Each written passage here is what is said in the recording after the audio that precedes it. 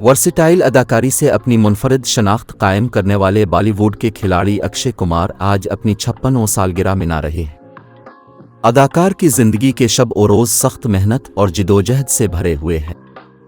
इस उम्र में भी अदाकार की बेहतरीन फिटनेस हमेशा तवज्जो का मरकज़ रही है।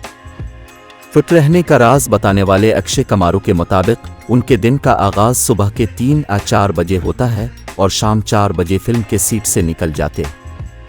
बाकायदगी से वर्जिश, सेहतमंद सरगर्मियों में हिस्सा लेना और अपने आराम का ख्याल रखना अक्षय कुमार को फिट रहने में मदद करता है। अक्षय कुमार की बैक वक्त 7 फिल्में रिलीज़ होने वाली हैं। 6 अक्टूबर को उनकी पहली फिल्म मिशन रानीगंज रिलीज़ होगी। फिल्म में मरकज़ी किरदार परिणीति चोपड़ा ने अदा किया है।